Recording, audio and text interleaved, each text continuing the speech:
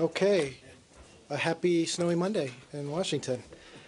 Just at the top to say that we take note that on March 23rd, President Hollande of France issued a statement confirming the death of Abu Zaid. His death is a significant blow to al-Qaeda in the Islamic Maghreb, an important step in the fight against terrorism in northern Mali and the Sahel. So to commend our French partners in taking this terrorist off the battlefield. And having said that, I will turn it over to all of you. Can we start with Syria? Yeah. Last week, you appeared to, not you personally, but this department appeared to commend the Syrian opposition for creating an interim government and selecting an interim prime minister. They've seemed to have had reverses since then. How do you view the decision by President al-Khatib to resign his position? Well, thanks for the question, Brad. And you saw over the weekend that the Secretary addressed this in his press availability in Baghdad, where he said that we're sorry to see Khatib's announcement. He's been a courageous leader. We've appreciated his leadership, and the opposition has been well served by his leadership. So, you know, this is somebody that we've worked very well with. We also mentioned the selection of their prime minister, who's somebody who we know working through on various assistance projects as well. But the bottom line is what we're looking for is unity. And we want the opposition. We continue to support the coalition's vision for a tolerant, inclusive Syria. And so we want them to continue to work together to implement that vision. The Secretary said this is not about one individual or another. It's about the opposition as a whole. So, but if it's about unity, you have to concede that this was a pretty disastrous couple of days for the Syrian opposition's unity. There's bickering on all fronts. There's criticism from one side to the other. The FSA feels sidelined. The Saudis and the Qataris didn't like the choice of Hito.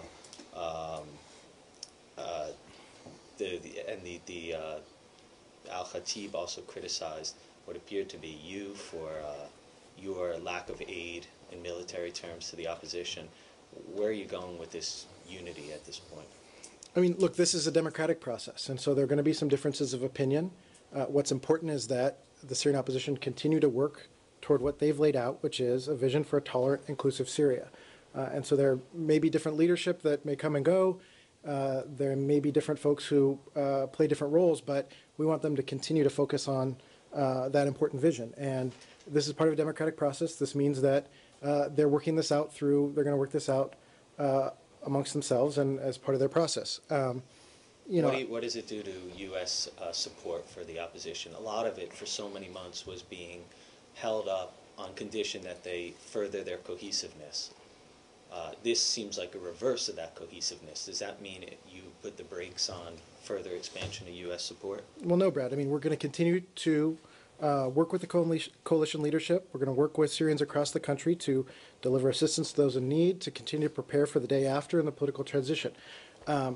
So this is something we'll continually work on. Some of this is still playing out. You know, al-Khatib himself has said that he's going to speak for the Syrian opposition at the Arab League. We refer you to them for more information about the planning and timing of that. But some of this is still playing out. So this is one data point. We need to continue to look at this, and we'll continue to urge unity. And just lastly on this, how do you respond to the implicit criticism that he gave that the aid has been not enough?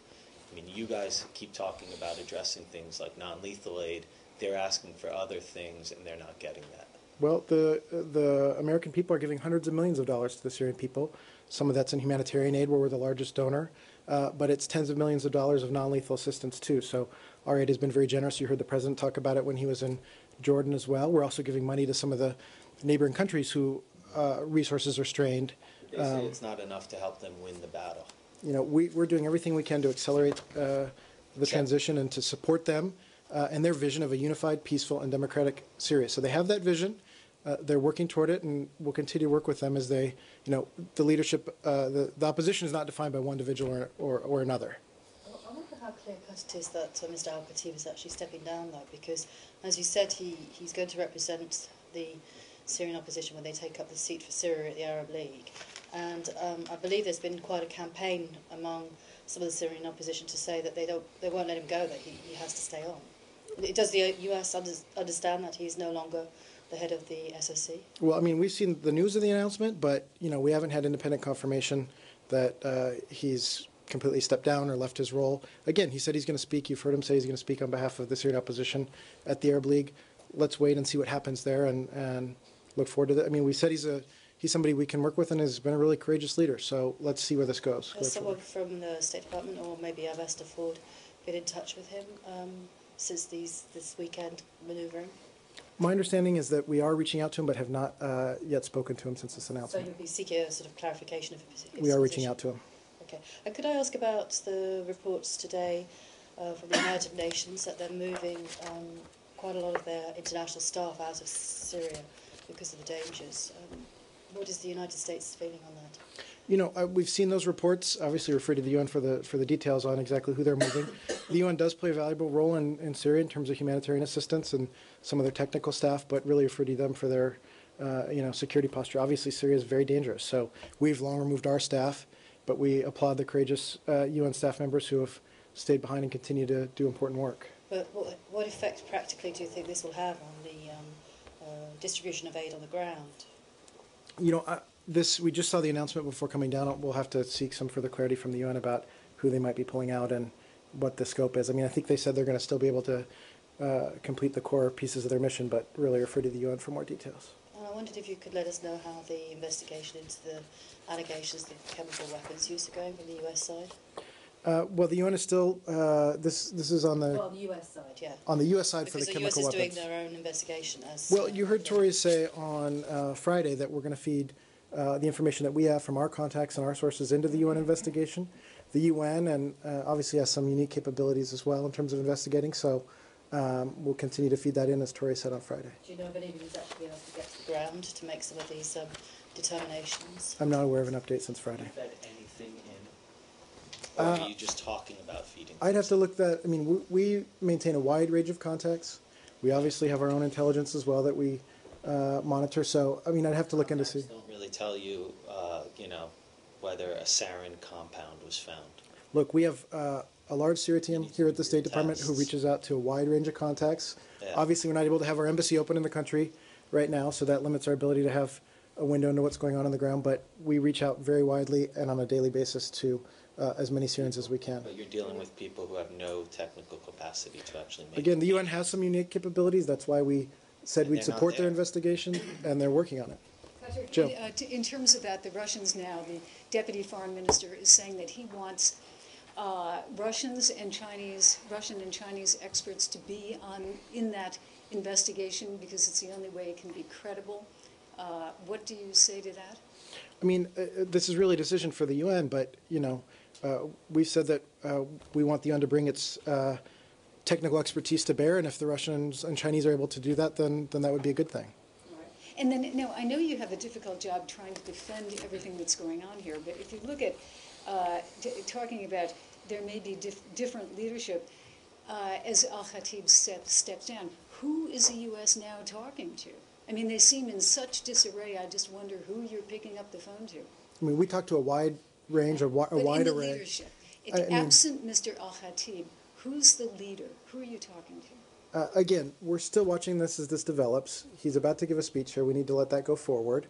But they have offices in Cairo. Ambassador Ford and his team are in constant contact with the wider range of not only political leadership but technical experts as well. And so part of it is building capacity at a technical level too.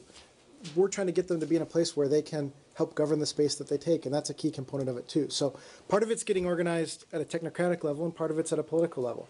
And this is a democratic process. There's going to be some ups and downs, but we're going to continue to push and work with them to try to get them as organized as possible. But you have, up on the Hill, you have a growing chorus of people who are saying, this policy simply isn't working. I mean, what are you telling them realistically to assure them that, in your eyes, somehow it's working? Look, I mean, you heard the president talk extensively while he was traveling. You heard the secretary talk about the work that we're doing, the pressure that we continue to put to bring to bear on the regime, meeting the humanitarian needs, and the tens of millions of dollars that we're working with on the opposition so that they can prevent a shared effective strategy that's an alternative for the Syrian people. And so, we're going to continue to work with the opposition so that they can deliver deliver services to the people in the areas that they're liberating and provide an alternative. What was the result of the last Syrian opposition election?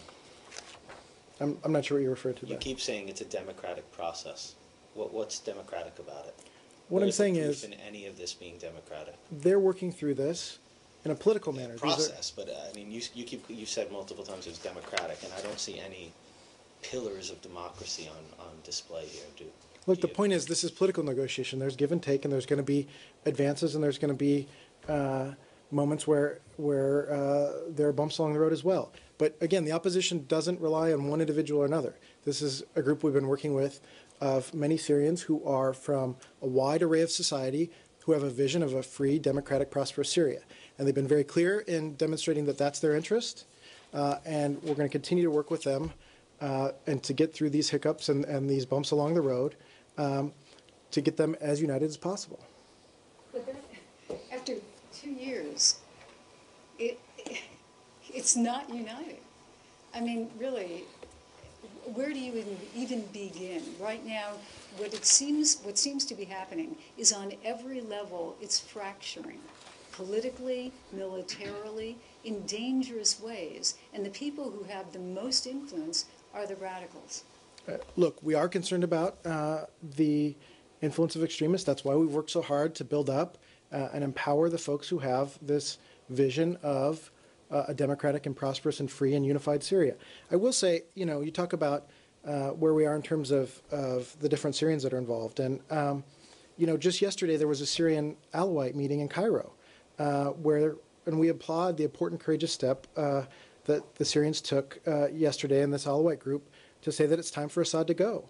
And it's time for Alawi regime soldiers to rebel against the regime.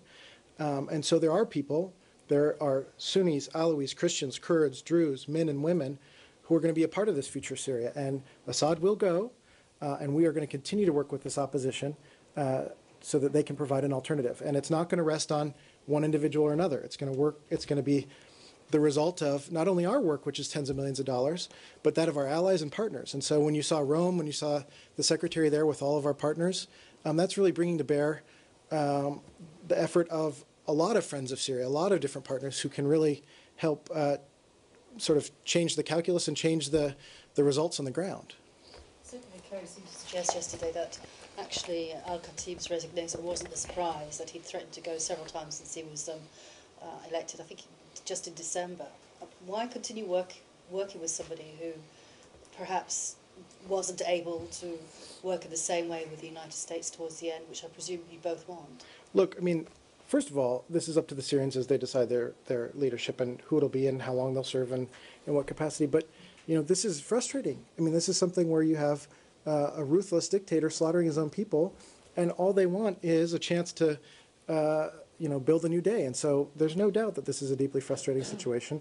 And we really applaud Khatib for being so courageous. You saw him go into northern Syria. You saw some of the very emotional appeals he's given. And so we'll continue to, we think he can continue to provide leadership and guidance, maybe in this capacity, maybe in another. You had a guy who went out on a limb and took up your position that the opposition should speak to members of the Assad regime to get to a political transition. That was very unpopular. And now he's kind of been pushed aside, and the people who look like they might fill his place all are against that. So how do you address that setback? What is this going to mean for hopes of a political transition when nobody's going to take that risk again because they don't even get supported when they kind of get pushed aside? Look, Brad, this is still playing out. Let's see what happens at the Arab League Summit, and we're going to continue to watch this closely.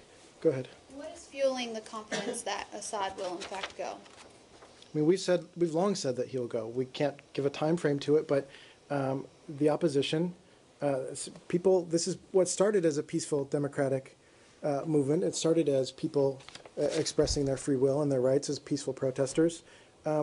We just think that they will continue.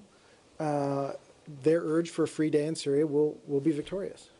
And we think that the Assad regime, in terms of slaughtering their own people will not stand for that. Even those who've been on the fence, who have long been concerned about what the alternative might be, will see that there's a way forward and that there's a way to have a free and prosperous Syria. You said, let's see what Arab League is going to to make a decision regarding Syria. What do you expect from Arab League regarding this crisis or the issue that you have it in front of you? I mean, look, we're watching to see what happens at the Arab League. I don't want to, predict or. Expectations? I mean, look, let's let the meetings play out, and we'll see how they go. Any other topics? Just one more on Syria before Sure. we move on. Do you have any update on the status of Riyad al-Assad? There's differing reports, with some saying he lost a limb, some saying other things. I mean, we've seen the same reports you have that there was an attack and that he's at a hospital in Turkey, but we don't have independent confirmation yet of his status, other than the reports that we've all seen. Go ahead, Samir. In Lebanon, what is your reaction to the resignation of the government in Lebanon? Thanks. So just first of all, to say that Secretary Kerry did call yesterday President Suleiman to thank him for his leadership and efforts to ease sectarian tensions in Lebanon. The Secretary also thanked him for his efforts to ensure elections occur on time. And he thanked him for his leadership and generosity in assisting refugees from Syria. So, this was a chance for them to talk about the refugee situation. Earlier, Brad had mentioned we talked about providing aid to some of the countries that are having the spillover effects of so many refugees, and so they discussed U.S. assistance and the multiple $1 million that we're spending to assist the Lebanese as well. But in terms of the resignation, we understand that the president will now take action to appoint a new prime minister who will then form the next cabinet. And until then, President Mataki has agreed to lead the current government in a caretaker status. So this must be a Lebanese process. We'll watch closely, but this is really for the Lebanese to decide, and what we want for them is a government that reflects their aspirations and will strengthen Lebanon's stability, sovereignty, and independence. Joe. Can I just ask, sorry, on Lebanon, how concerned are you, the United States, about the continuing political role of Hezbollah in all these political shufflings?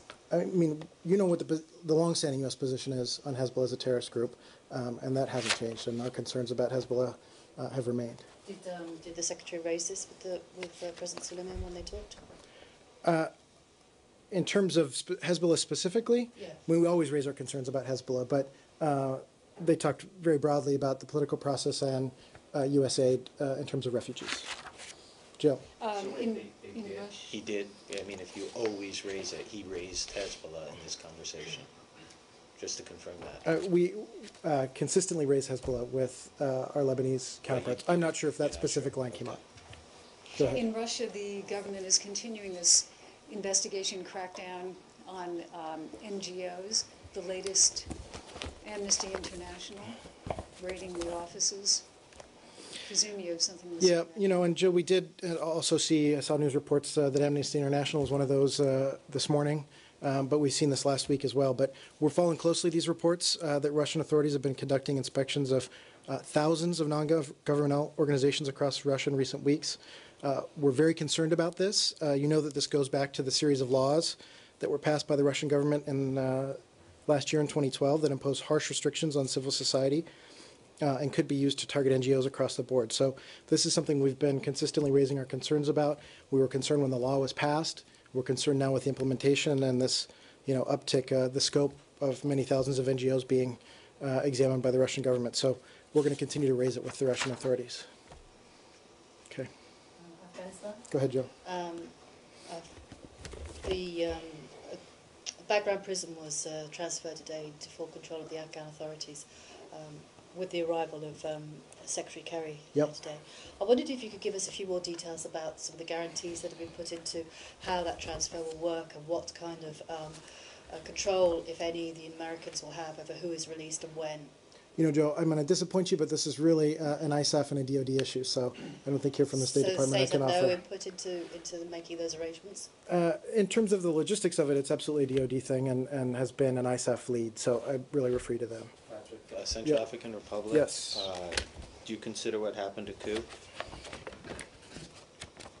So, Brad, you did see our statement yesterday where we expressed our concern, just to say that we do condemn the seizing of power by force by the Salaka Rebel Alliance and the appointment by Salaka of a president outside of any constitutional framework. We call on the Salaka leadership and other parties to recognize the continued legitimacy of the Libreville Agreement, ensure its implementation, and provide full support to Prime Minister Chiangi and his government, which was appointed pursuant to that agreement. In terms of whether this is a coup or not, that's something that we're reviewing. You know that there's always a legal review before the U.S. makes that determination, and we'll continue to look at it. But we do condemn the actions over the weekend. There was, some movement on the ground as we're reviewing exactly what happened. And our concern is that can they get back to the Libreville Agreement and leave the way for the Prime Minister and his government to continue to run the country? And it appears that they're now appointing their own president, so that's what our concern is. You're not calling for the president to be restored, it sounds like. You're okay with Bouazizi out of the picture? I mean, we're not sure of his whereabouts and what his posture is at this point, but as you saw from our statement yesterday, we did hold out some hope that there is a way to keep the agreement alive. Whether that's now going to be possible, we have to continue to review the activities on the ground carefully. If you're condemning the action of them kind of ousting him, why aren't you saying that he should be restored expediently? Well, what's the again, reservation? we're not aware of his whereabouts, and That has nothing to do with his whereabouts. He's Right. not dead. It's our assessment, Brad, that there's a way to keep the integrity of the Libreville agreement if the Prime Minister and his government are allowed to govern and actually run the government day to day. My understanding is the position of president wasn't necessarily a day-to-day governing position, and so again, it's clear now though that they've appointed somebody else and are trying to take full power, and that's what the concern is. I don't think it is clear because it sounds like different factions are saying different things regarding a replacement. But why would you even grace their unconstitutional? Why would you even refer to that? Because there's nothing in their constitution and how that's been followed in determining how they've chosen a new president. And that's why we're very concerned. Obviously, there were developments happening over the weekend. Why would you call on his position to be respected? I don't understand. I mean, again, he was ousted by force. Don't you think he should be restored? Again, we're not sure of his whereabouts. We're not sure of his desire to return. Very strange. We would like the agreement to be respected, and that principally means letting the Prime Minister and his government run the affairs of the country. So we'll continue to urge calm. We know that there were some cutoffs to electricity and water in the city and Bangui overnight, and obviously we're concerned about the residents there, and we're expressing our concern. Do you agree with the rebels' frustrations that the accord hadn't been followed by the previous president, who you apparently no longer recognize or address in any specific way? I mean, we had concerns that on both sides that they had to maintain the agreement, and now it's apparent that that's not happening. By both sides, you felt it wasn't happening? Well, we wanted both sides to live up to the agreement. And were they, or were they not? Well, it's now clearly not. Okay, so both sides haven't lived up to the agreement. Now they've not. Okay. The Cameroonian authorities are saying he's actually in Yaoundé. Is that something? It's possible. We don't have confirmation ourselves, one way or another. Patrick, how about your diplomatic ties with the Central Africa? Are you putting them on hold right now? How about your cooperation, aid?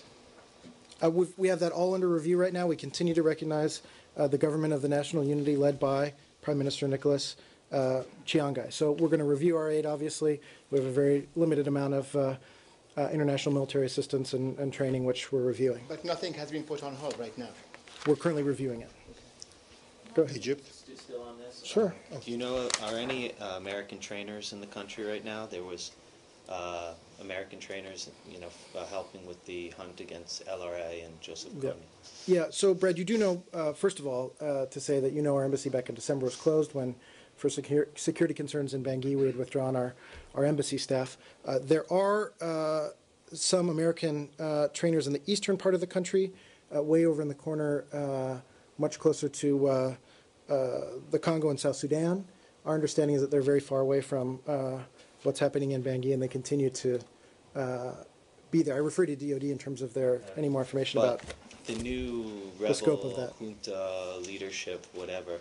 I think they've asked that all foreign troops, well not asked, demanded that all foreign troops leave the country. Are you aware of this, and are you going to follow that? I've seen these news reports. I'd refer to DOD in terms of any actions we're going to take there. Okay, how many trainers are in the country? I don't have an exact number. I think it's 70 to 80, but I'd have to get back to you with an exact number.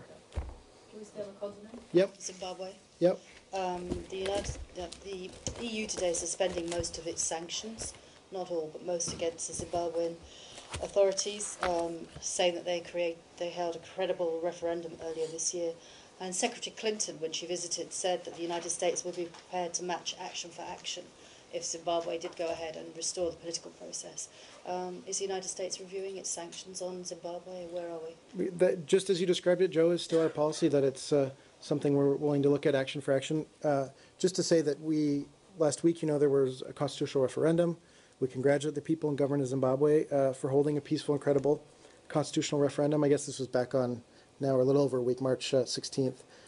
So this was an important first step in the nation's development of democracy. And so now what we need is to see this serve as a precedent for upcoming presidential elections. So we're going to continue to review our sanctions, but we want to get the democratic process back on track in So Zimbabwe. you want to see the outcome of the presidential elections first before you might consider lifting the sanctions? I mean, I don't have an announcement for you today, but it's something we're going to continue to look at as they progress in their democracy.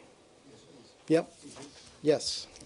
Egypt President Morsi yesterday warned his opponents, saying that he may use special means or measures to protect the nation. And the tone and the content of these words, were usually, as it was observed, it was alarming regarding the democratic or political process. How do you see what was said, especially that you are encouraging inclusiveness and political dialogue and all these things? Yeah, well, we can't really speak to the intent of these recent comments. We saw them, but the bottom line is that we're clearly concerned by violence that we've seen in Egypt, and we're following the situation closely.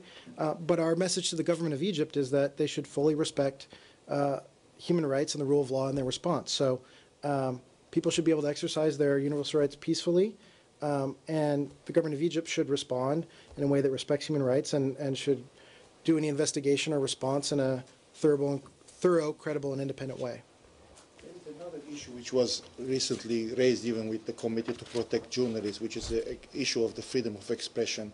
And in the recent days, specifically, more warning is going on, like attacking the journalists and the TV stations, verbally and physically even.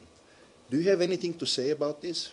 Well, I'm not sure the specific cases you're referring to, but we stand firmly on the side of freedom of expression and the ability of journalists to do their job independently and freely in Egypt. So you raise this issue again? It's something we raise routinely with the Egyptian authorities. I'm not aware of this specific case you're referring to. Which was like yesterday and day before yesterday? I'll have to look into the and a week specific ago? case. I'll look into the specific case. In the back? Pakistan. Former Pakistani President Musharraf, who worked with the United States government very closely, is now back in Pakistan. But he's getting the life threats from Taliban. So I'm wondering how you're watching the situation there. We've seen the news that he's returned. It's really up to the people of Pakistan to decide who their representatives should be. And so we really refer to the government of Pakistan, really refer to him about his travel back. We don't have anything specific. Go ahead. Do you have anything on Cyprus situation and the decision by Eurogroup to bail out the island? Here's another one where I'm unfortunately going to disappoint you all. This really is one that we refer to the Department of the Treasury on. Yeah. Last Friday, Toria said the U.S. is completely relaxed on the Chinese president's visit to Russia, and now he's visiting Africa. And this will further expand the Chinese cooperation with African countries. Mm-hmm. Does this raise your concern in terms of a closer Chinese and African tie? This is something we talked about last summer when former Secretary Clinton traveled to Africa, and what we're working on with our African partners is a strong partnership on democracy, on development, on sustainable development. And so we have a really positive agenda for Africa ourselves, and can't really speak for the Chinese. They'll continue to work with a wide number of different countries on their own interests, but we've got a positive agenda of our own. What is your agenda? Well, as I just described, we want partnerships with all of these countries, and we're looking to promote democracy and sustainable development and really a new way forward for some of these countries to lift themselves out of poverty and to treat disease. And these are sort of our main priorities in Africa. Does the United States see itself in competition with China in Africa? I don't know if I'd phrase it that way. Our relationship is not necessarily defined by competition alone, but we may have divergent interests in various spheres in Africa, but we continue to promote our positive agenda. Can I ask you about Laos. Yes. There was a statement about the Lao activist who's been missing for 100 days. Have you had any contact, any response from Lao authorities regarding this case? Just to call everybody's attention to a statement that the Secretary made yesterday, calling on the Lao government to do everything in its power to account for the disappearance of this civil society leader. The Secretary expressed how concerned he is by the lack of significant information. I don't have an update this morning about any reaction from the government, either to our private communication or this statement, but we'll continue to press this case. Okay, and now there's another case in Thailand right now of a Hmong rebel leader who may be forcibly returned. Are you aware of this case, and are you raising concerns with the Thai and Lao authorities regarding this? I'll have to look into that one, Brad. I don't have, any information on it, but I'll look into it after the briefing. Okay. And I have a question about Honduras, if I may. Okay. If you were about to close the book, I'll stop you right there. Okay.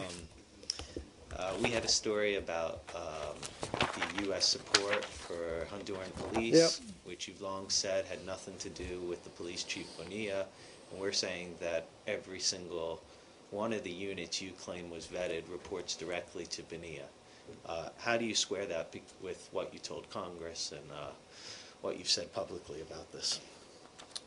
Just to say, first of all, Brad, that we remain concerned about high levels of impunity and corruption in Honduras, and we're working in partnership with the Honduran government and civil society to address these challenges, advance citizen security, build capacity within the rule of law and judicial institutions, and protect the human rights of all Hondurans. I can tell you right now that there is a review process undergoing. It's standard practice for U.S. government to form working groups and review and evaluate institutions that receive U.S. assistance. So we review all relevant information that may affect assistance the United States can provide to Honduras, including under the provisions of the Leahy Law. So I can't comment on the internal deliberations, but we remain in close communication with the U.S. Congress in compliance with the legal requirements of the Leahy Law. How did you vet these people? They're police units under the police chief, and you say they have nothing to do with the police chief.